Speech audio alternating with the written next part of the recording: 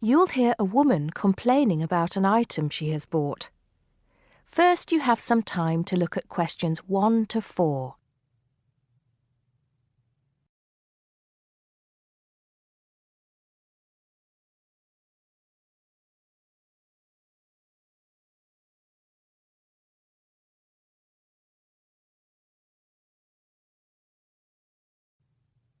Now we shall begin.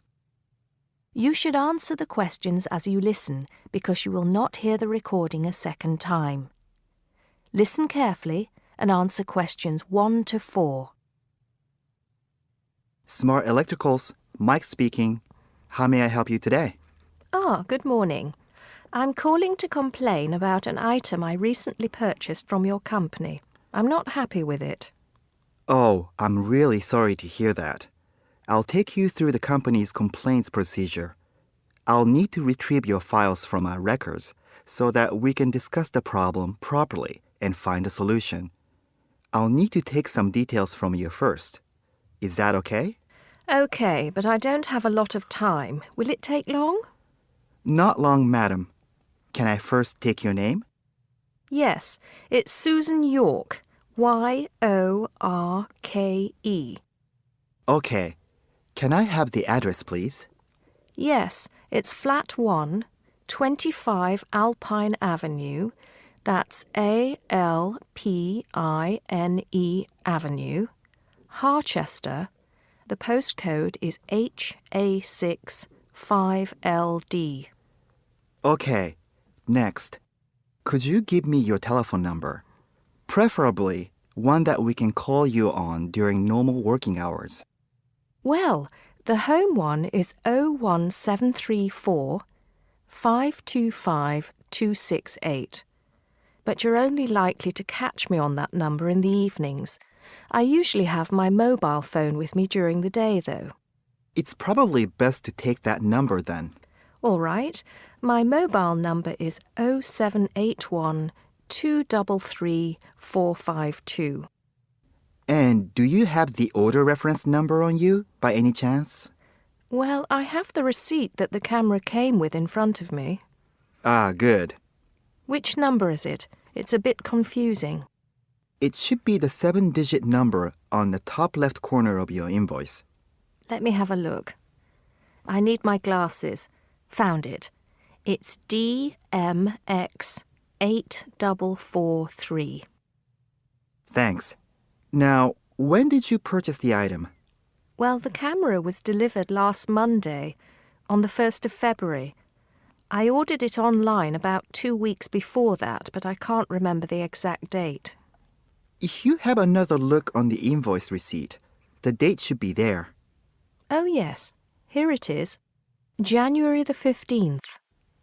Okay, I'll make a note of that. So, the item is a digital camera? Yes, it's the Aqua PowerShot model in silver. Thank you. Did you take out any kind of insurance when you bought it? Well, no, it was on special offer. I didn't need to pay any extra for the insurance because it came with a special 4-star policy. Well, it means you're fully covered for at least another 3 years. Before you hear the rest of the conversation, you have some time to look at questions 5 to 10.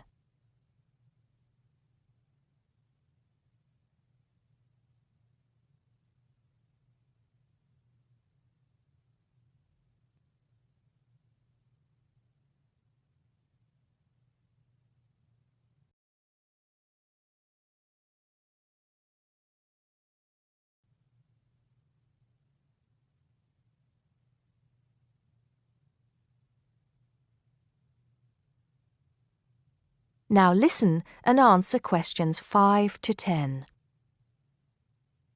Right. What is the problem? Yes, the first thing is that it came with 1 memory card in the box when there were supposed to be 2. Oh dear, I'm terribly sorry about that. It must have been an oversight in the packing department. I can do something about that straight away and get one sent out to you. Well, that's not the only thing. I bought it as a present for my niece because she loves swimming. It said on the website that it was waterproof, But when she took it on holiday and tried to use it underwater, it got ruined because water got into the lens. You can imagine how disappointed my niece was. I certainly can. Were those the only problems? No, there was one other thing. It came with a case to protect it. When I opened the box to take the case out, I saw that it had a big scratch on it. We're really sorry about that. I can offer to have the camera repaired for you. In the event that it can't be repaired, we'll send you a replacement. I don't think so. Seeing as it was faulty in the first place, I wouldn't want another one. I think I'd rather have my money back. Can I get a refund? Yes, of course. If you send it back to customer services, I'll make sure it's dealt with. Thank you very much. That is the end of part 1. You now have half a minute to check your answers.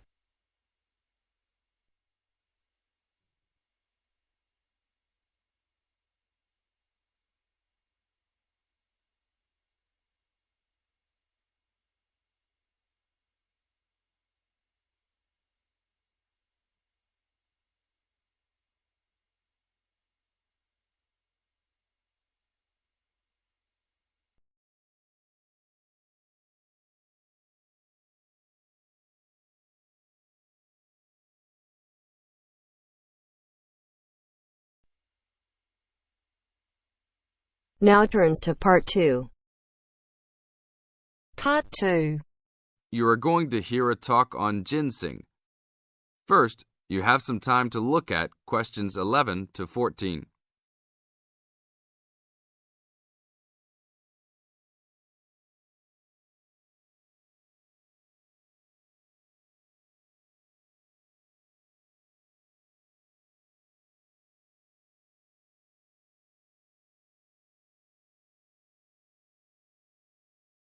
Now listen to the tape and answer the questions. Good morning. Today we'd like to talk with Mr. Schumacher of Kaiser Farms. Mr. Schumacher, what is in ginseng that makes it so special? Thanks. The key elements in ginseng are the active ingredients known as ginsengosides. All true ginseng products on the market contain a certain percentage of ginsenosides, and a number of factors determine how much. The age of Wisconsin ginseng when harvested plays a major role in determining the natural level of ginsenosides. Tests have shown that the older the plant, the higher the ginsenoside content. 5-year-old Wisconsin ginseng plants have had ginsenoside levels as high as 20%. As a family operation, one of our strategies in producing the highest quality product available is to only harvest 4- and 5-year-old roots. The majority of Wisconsin ginseng harvested is 3 years old. The reason for this is that the expenses to care for and the possibility of disease increase as the plants become older. By limiting the amount of ginseng that we plant each year, we are able to provide the necessary attention and care to produce the highest quality 4- and 5-year-old roots.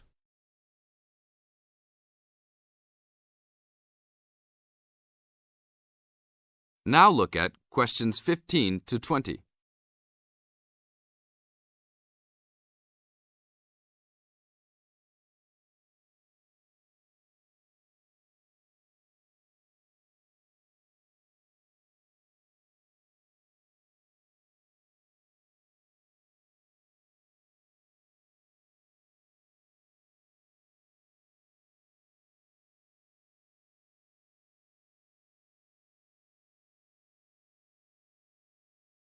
As the talk continues, answer questions 15 to 20. What is Wisconsin ginseng used for? There are 2 real species of ginseng on the market today: Panax, Korean or Chinese, and Panax quinquefolius, Wisconsin. Since ginseng has been used for thousands of years in China, it is easiest to explain the differences in ginseng by using traditional Chinese herbal philosophy. Wisconsin ginseng is considered a cooling type herb, and Korean or Chinese ginseng are considered heating type herbs. As a cooling herb, Wisconsin ginseng is used as a preventative medicine. Here in the United States, Wisconsin ginseng is considered an adaptogen. As an adaptogen, Wisconsin ginseng acts to normalize body functions and strengthen the immune system and other systems in the body. Over a longer period of time, it builds up energy and maintains the body at a higher level, acting to reduce stress and fatigue.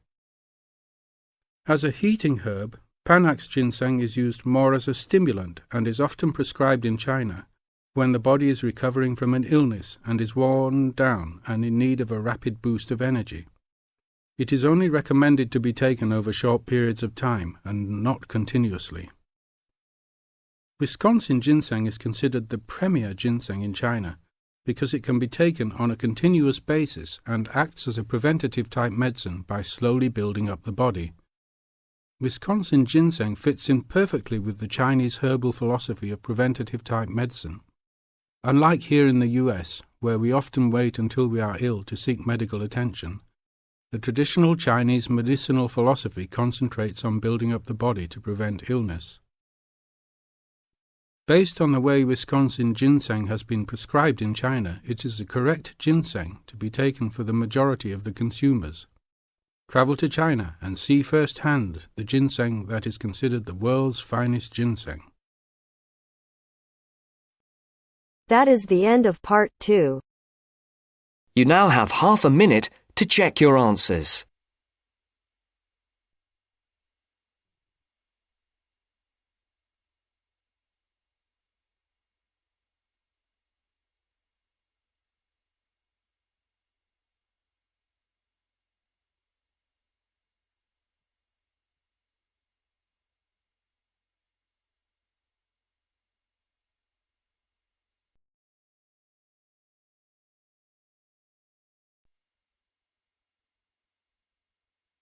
Now turns to part 3.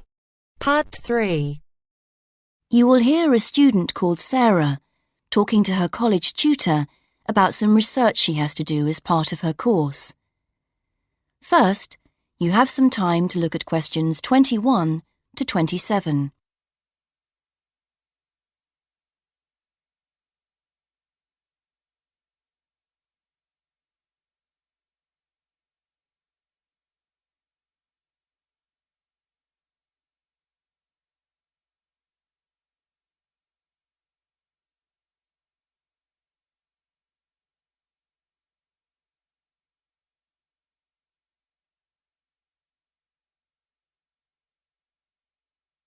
Now listen and answer questions 21 to 27. Hello, Sarah. Hi. So, you want to talk about your research project? That's right. I want to find out how many people use the Tourist Information Office and what they think of the service they get. Interesting. Have you written your proposal yet? No, that's what I wanted to ask you about. What should I include? Someone said I should make a list of my aims first. Well, I don't know about a list. A statement of aims is the correct term. It's just a quick summary of what you hope to get out of the project. OK, and should I include other documents I've prepared, like the questionnaire? I'm still working on that. I can check that later, but I think it's good to prepare an information sheet for participants. It would help you to think about interview methods. It'd be good to see that soon. Oh, right. And I want the project to have statistical data, not just to be a collection of opinions. That's good. So that should be clear from the proposal too. Great. So what else must I include in the proposal? Or are some things optional? OK.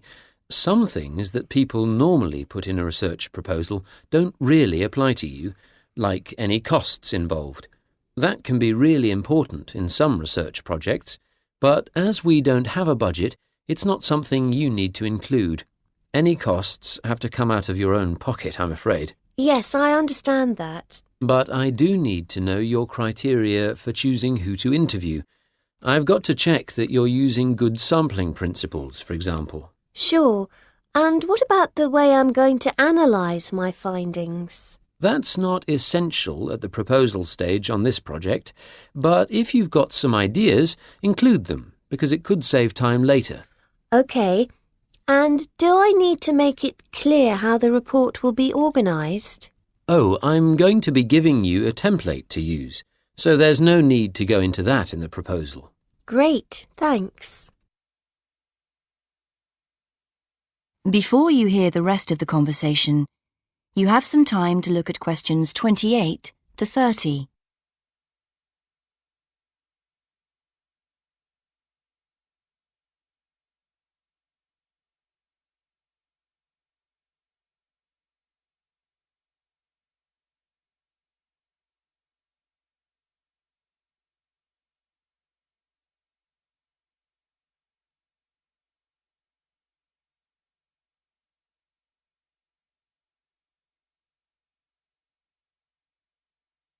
Now listen and answer questions 28 to 30. Actually, another thing we could discuss now is making sound recordings of interviews. Oh, right. Do I have to record them all? I could try to get as many as possible, but it'd be rather expensive. Yes, don't worry. You only need a few chosen randomly just to give an idea of how the interviews are going. You can send one in each time you update me on your progress. OK. How often should I do that? I haven't done a timetable for the interviews yet, but they'll be spread over 3 or 4 weeks, with about 200 in total. I reckon on doing 20 a day. Let me know how you're getting on at the end of each day's interviewing then, whether you've had any problems or not. It can be a lonely job. Thanks. I appreciate that. And what about the confidentiality of participants? Because that can cause problems. Well, I'm getting them to sign a consent form. It says that I'll only use the information for my research, that I won't pass it on to anyone else. But that's the only promise I'm making. They have to give me their names and agree to their data being stored on the college computer network. That sounds good. You won't put names in your report, I know, and the data will all get deleted at the end of the year, but we don't promise any of that. Sure. That is the end of part 3. You now have half a minute to check your answers.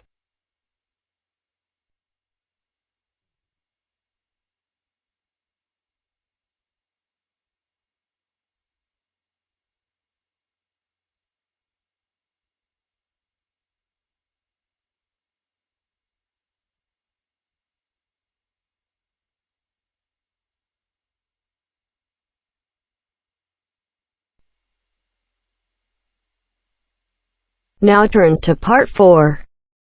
Part 4. Hear an extract from a talk given by a lecturer from Management Department of a university on the topic Job Satisfaction. First, you have some time to look at questions 31 to 40.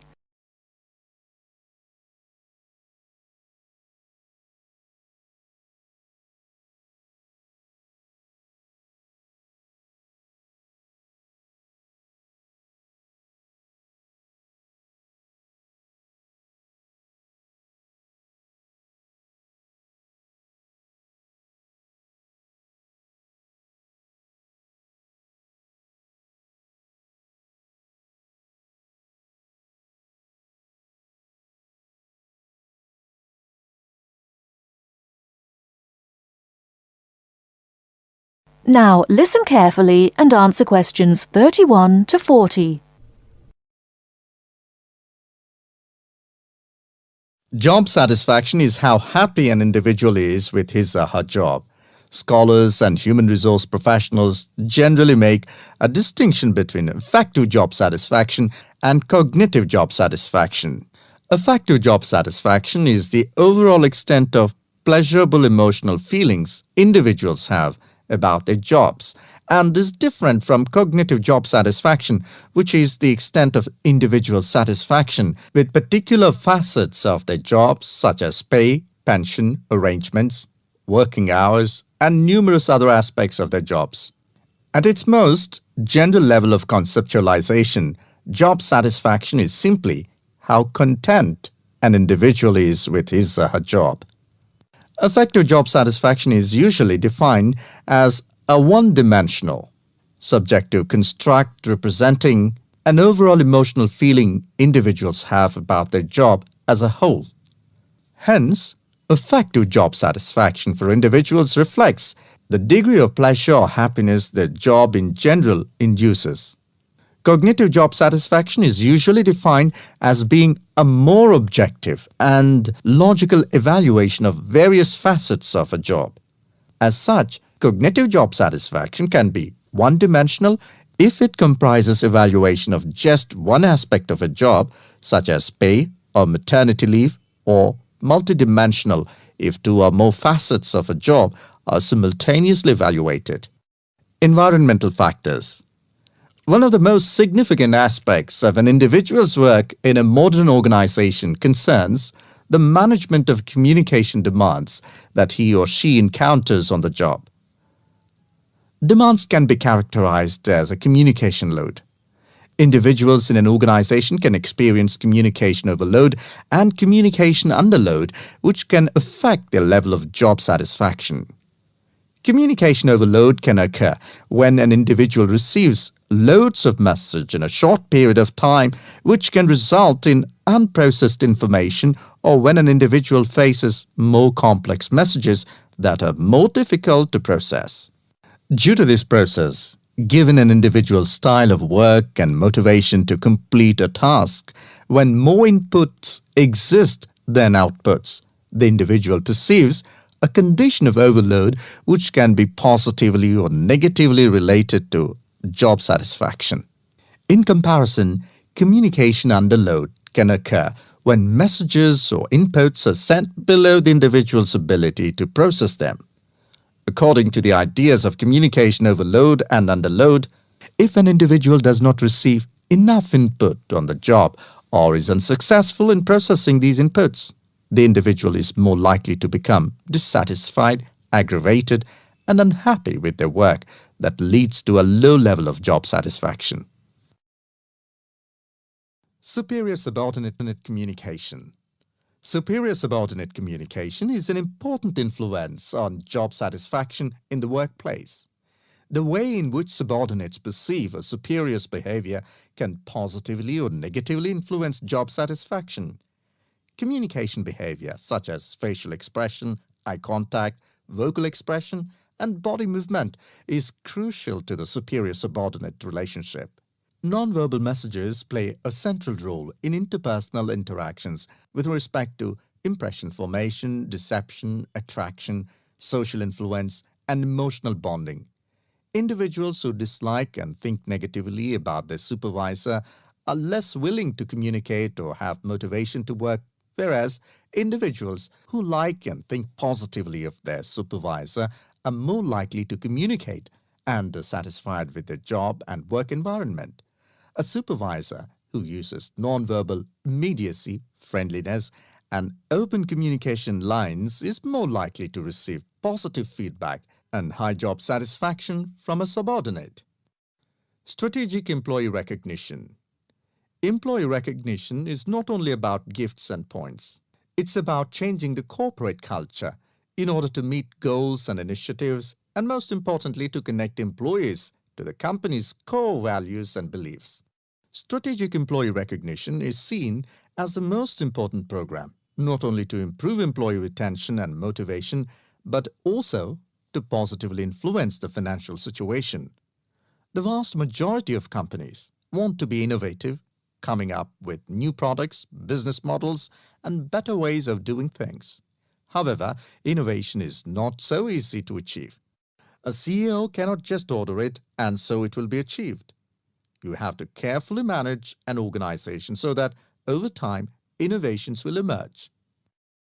Individual factors. Mood and emotions form the effective element of job satisfaction. Moods tend to be long-lasting, but often weaker states of uncertain origins, while emotions are often more intense, short-lived, and have a clear object or cause. Positive and negative emotions were also found to be significantly related to overall job satisfaction. It was found that suppression of unpleasant emotions decreases job satisfaction and the amplification of pleasant emotions increases job satisfaction. There are two personality factors related to job satisfaction: alienation and locus of control. Employees who have an internal locus of control and feel less alienated are more likely to experience job satisfaction, job involvement, and organizational commitment. The characteristics like high self-esteem, self-efficacy, and low neuroticism are also related to job satisfaction. That is the end of part 4. You now have half a minute to check your answers.